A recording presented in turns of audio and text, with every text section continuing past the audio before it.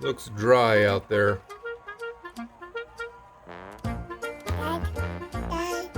You think I should turn on the sprinkler today? Yeah, I think so too.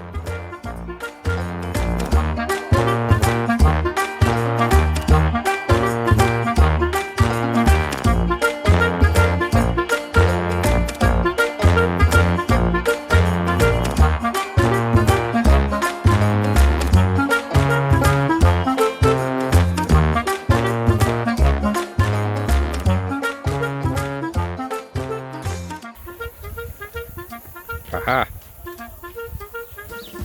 Beautiful. Beautiful.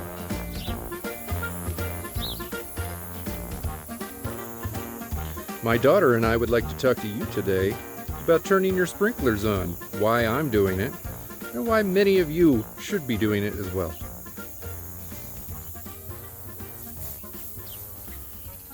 Yep. It's water.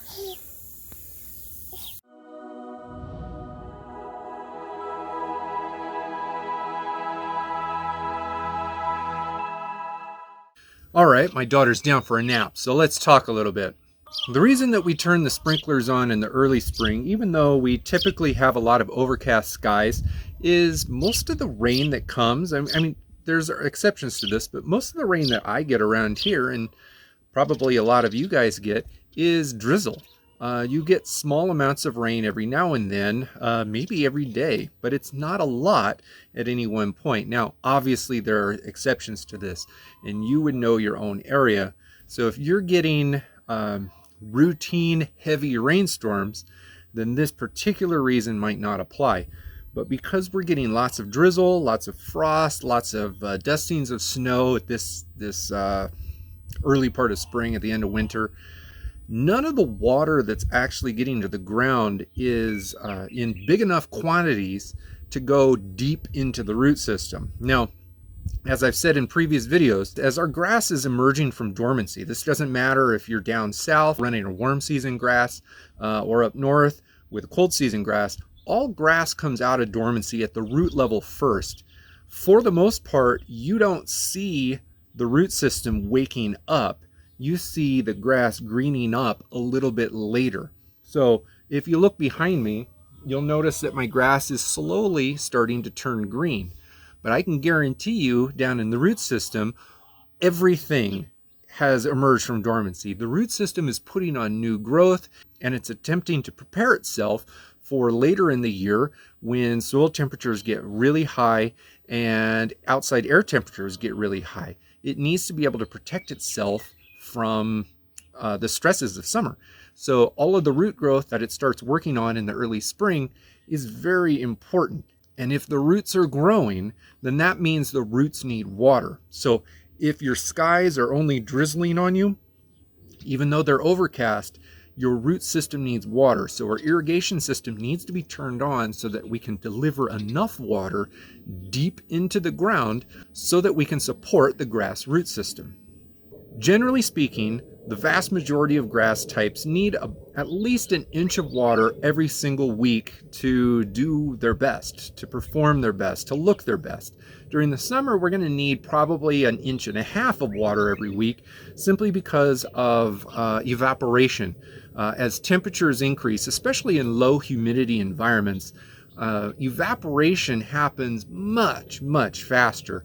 I mean, it can be upwards of like 10 times as fast in those conditions. So in the spring, because we don't have to contend with serious evaporation because temperatures are still low, we can get away with providing our lawns only about an inch a week. Now, I personally prefer watering my lawn one time every single week, all in one go. I want to give 1 inch of water to my lawn once a week. Now later in the summer, especially in particularly hot times of the summer, if it's hot and dry, I might bump that up to 2 times a week and split it, maybe 2 3/4 inch sessions. That's a topic for down the road, like, you know, summer stress prevention or whatever the topic would be. This time of year, I want to provide the root system of my grass enough water that it can grow healthy. Now, This falls in line with my desire to have the deepest root system of my grass plants that I possibly can. Again, I will be producing in the near future a full video all about pushing root growth deeper, how we can encourage the roots to grow deeper. So I hope you'll stick around for that if you're new to this channel. Now, aside from feeding the lawn water, what it needs to live, there are a couple other reasons why I suggest that you turn your sprinkler system on a little bit earlier in the season than you normally do.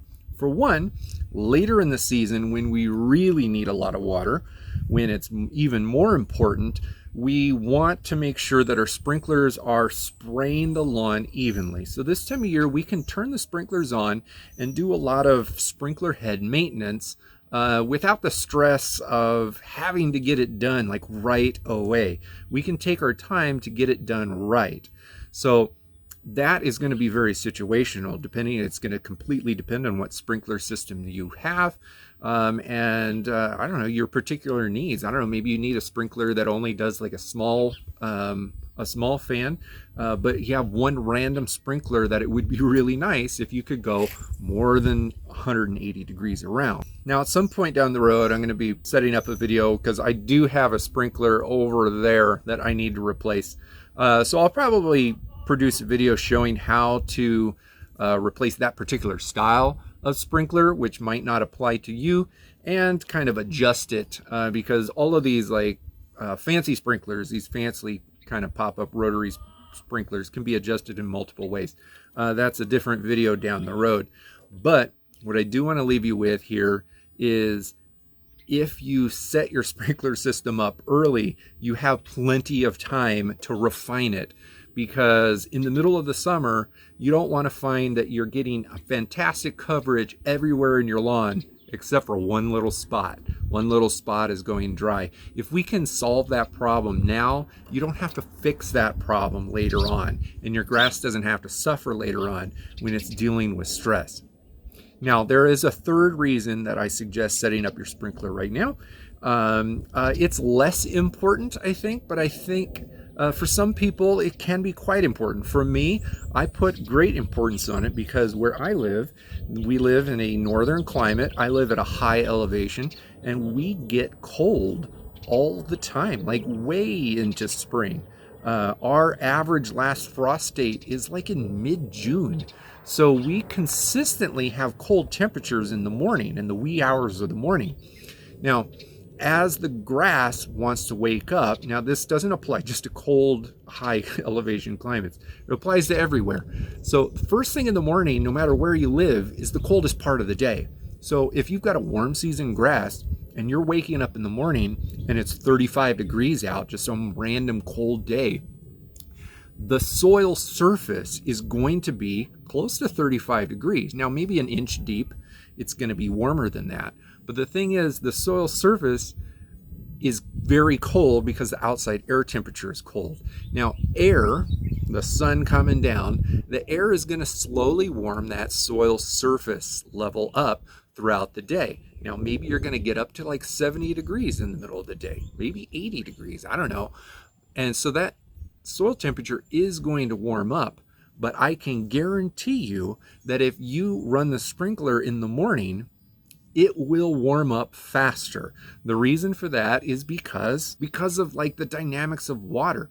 Water can cool things off faster. Water can warm things up faster.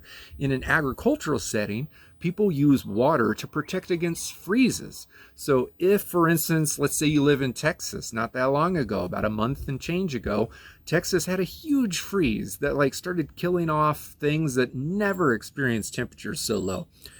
In an agricultural setting, you can actually apply water to plants during freezing temperatures, and it will actually protect these plants from frost damage.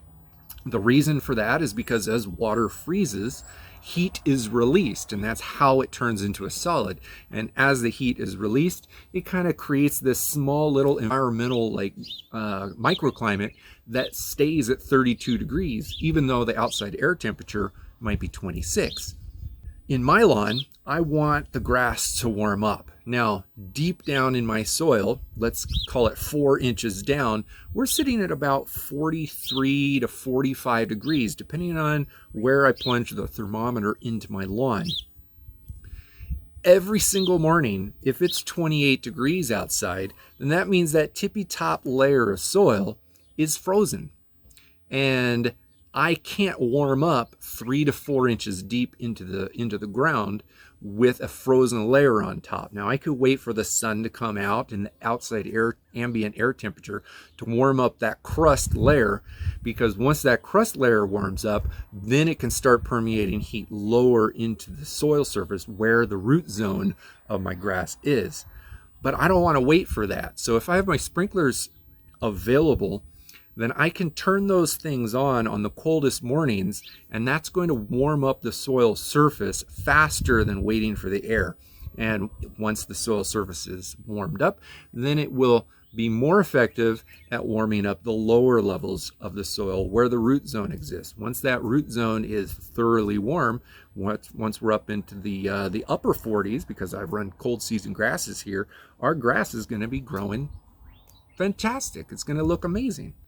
The water coming out of your irrigation system might feel ice cold to you. Like if you were to just take a shower with it, you would die of cold. Maybe not die, but you would feel enormously cold. But I can virtually guarantee you that that water coming out of your system is going to be warmer than the ambient air temperature first thing in the morning. It just is. So take advantage of that.